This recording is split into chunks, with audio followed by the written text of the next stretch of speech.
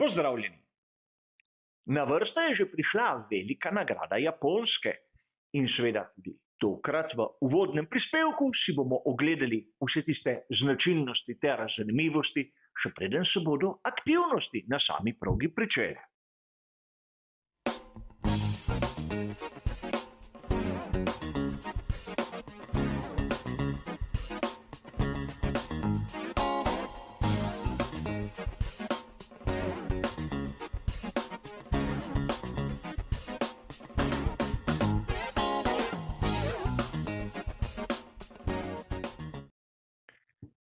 Tudi tokratni uvodni prispevek bo kot običajno razdeljen na 3 dele.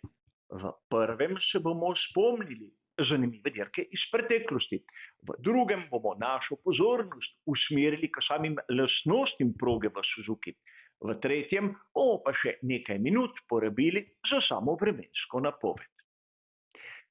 In danes se bomo spomnili verjetno ene izmed najbolj znamenitih velikih nagrad Japonske.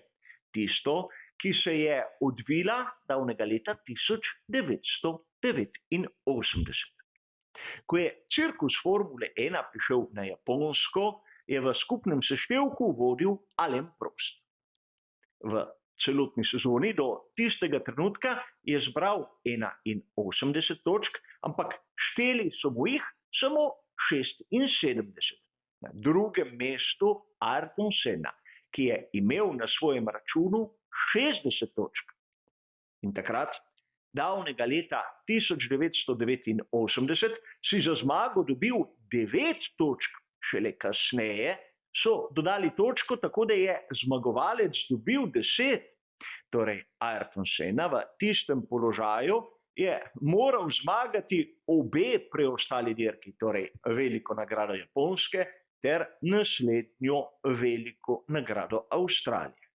S tem, da Alain Prost ni pridobil 2 točk, za kar bi bilo po takratnih pravilih dovolj eno drugo mesto. Namreč 5 rezultatov so enostavno brisali in šteli samo 11 najboljših uvrstitev. A takrat Ayrton Senna, svetovni prvak iz prejšnje sezone, je imel na svoji strani celotno garažo. Viri poročajo, da pravzaprav okrog njegovega bolida je bilo skorajda 4-krat več mehanikov kot okrog bolida, s katerim je upravljal Alain Prost. In na samih kvalifikacijah je bil Ayrton Senna daleč pred vso konkurenco. Na drugem štartnem položaju je bil seveda Alain Prost, ampak njegov zaostanek 1,7 sekunde.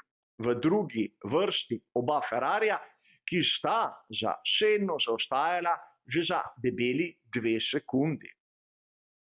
In verjamem, nekomu danes se zdijo ti zaostanki gromozanski, ampak takrat, konec 80. let, to ni bilo tako hudo. Alain Prost je dokazal prav na veliki nagradi Japonske, zakaj je njegov nadimek profesor. Kljub temu, da je imel na svoji strani izjemno malo mehanikov, mu je uspelo skrivaj tik pred štartom, da so mu sneli Gurneyjevo zakrilce iz njegovih aerodinamičnih stabilizatorjev. To je pomenilo, da pravzaprav v samih ovinkih je imel manj oprijema, ampak na ravninah bistveno višjo končno hitrost. In na štartu Ayrton Senna je imel eno izmed najslabših možnih speljevanj. Prost se je odpeljal daleč naprej iz drugega štartnega mesta in celo Gerhard Berger iz 3. pozicije je kmalu prehitel Senno. A Senni je uspelo obdržati drugo mesto, s tem, da je Prost pridobil med 6 in celo 8 sekundami prednosti. Nato po postanku med 40. in 45. krogom sta bila kar naenkrat oba dvobojevalca približno tam na sekundi. In nato smo prišli do znamenitega kroga številka 47. Na ovinku 130R se je Ayrton Senna izjemno približal Alainu Prostu. Seveda, imel je več oprijema. In nato sledi druga najpočasnejša šikana na celotni progi v Suzuki. In tu bi rad citiral, kar je Alain Prost povedal takrat Ronu Dennisu. Namreč za dobro ekipe na prejšnjih dirkah ni zapiral vrat Ayrtonu Senni, ker bi to pomenilo dvojni odstop za McLarena. Ampak zgodba na Japonskem bo drugačna. In to se je pravzaprav zgodilo. Ayrton Senna se je pognal na notranjo stran, Alain Prost je zaprl linijo, oba sta začela z močnim zaviranjem, ampak trčila in se odpeljala naprej na izletno cono.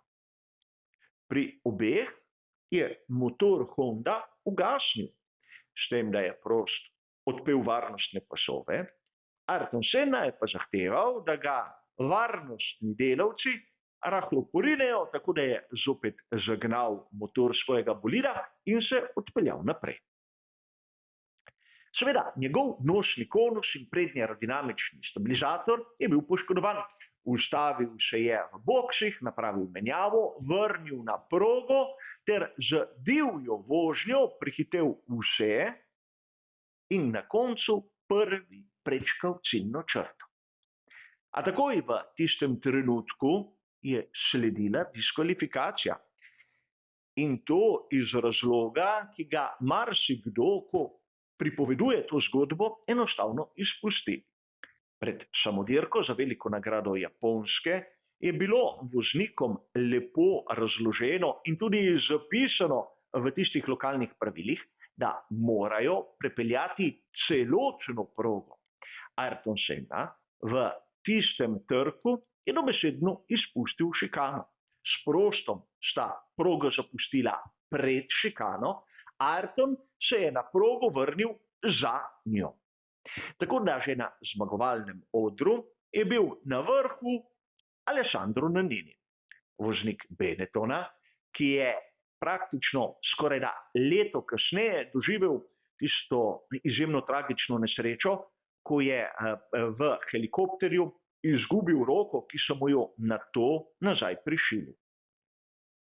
A pravzaprav to je pomenilo matematično, da je Alain Prost postal svetovni prvak leta 1989. Začela se je tudi odkrito razvijati ta borba med Senno in Prostom, katerih sledove smo videli že sezono poprej. A če smo pravzaprav iskreni, Senna bi moral zmagati tudi zadnjo dirko, kjer je odstopil. Torej, v vsakem slučaju, tudi če se na Japonskem ne bi zgodilo, kar se je, bi bil svetovni prvak Alain Prost. A o tem, verjamem, mnogokrat se molči. In pravzaprav proga v Suzuki je nekaj posebnega, ne samo zaradi znamenitega ovinka 130R, ampak zaradi mnogih drugih posebnosti, najbolj te, da je edina proga na koledarju svetovnega prvenstva Formule 1, ki je nekako v obliki številke 8, torej imamo nadvoz in podvoz. Seveda, krog je daljši 5807 metrov, kar pomeni veliko nagrado, ki bo dolga 53 krogov. A kot smo videli na znani tabeli Pirellija, imamo tu izbor C1, C2 in C3. Zopet z eno manjšo pripombo. C1, ki jo gledamo letos na štartnem razporedu, ni enaka oni lanski pnevmatiki mešanice C1. Tista je znana sedaj kot C0, čeprav jo letos nismo videli. In če se sedaj koncentriramo malce na sile, ki delujejo na pnevmatiko, bomo videli čisto razliko od onega, kar smo spremljali na veliki nagradi Singapurja. Tu na Japonskem ne samo, da imamo najtrši ali skorajda najtrši možni izbor, ampak imamo tudi porast bočnih sil. In to je razvidno. Najprej pri tistih vrednostih, kjer smo znotraj povprečja v večini primerov, razen ne smemo izpustiti izjemno visokih vrednostih pri bočnih silah in seveda pri samem stresu pnevmatik. Asfalt kot taki je malce bolj abraziven, ampak lahko bi dejali nič takšnega. In sedaj, če pogledamo vrednosti, ki jih je predpisal Pirelli, nam bo že malce bolj jasno, zakaj gre. Previsni kot je bistveno manjši od tistega, ki smo ga videli na prejšnji dirki za veliko nagrado. Na prednjem paru koles -2 stopinji celih 75, na zadnjem paru koles pa -1,5 stopinje. A tlak v pnevmatikah je bistveno višji. Na sprednjem paru koles je 25 funtov na kvadratni palec, na zadnjem paru koles pa 23 funtov na kvadratni palec. Torej, če te vrednosti primerjamo s tistim, kar je veljalo na progi v Marini Bayu, bomo videli, da sami koti so se znižali. Kar se tiče tlaka, je bil pa v Singapurju minimalni tlak na prednjem paru koles nižji od tistega, ki ga vidimo sedaj na zadnjem paru koles. Kar nam da vedeti, pod kakšnim stresom so pnevmatike. In pravzaprav, če pogledamo grafični prikaz, bomo videli, da zadnji par je pod visokim stresom, ampak tudi prednji par pnevmatik je pod visokim stresom. Tako longitudinalnim, kot seveda onim bočnim prikazom. In to je seveda neka smernica, kaj lahko pričakujemo na prihajajoči veliki nagradi Japonske, kjer bo pa igralo vreme tudi določeno vlogo. Seveda, v četrtek smo že lahko spremljali padavine, ampak v petek, predvsem dopoldan po lokalnem času, so možne nevihte. Temperature v petek med 24 in 28 stopinjami Celzija, medtem ko v soboto bo bolj oblačno, le da se bo temperaturni razpon malce razširil med 21 in 28 stopinj Celzija. V nedeljo podobna situacija, le da bodo temperature med 19 in 27 stopinj Celzija.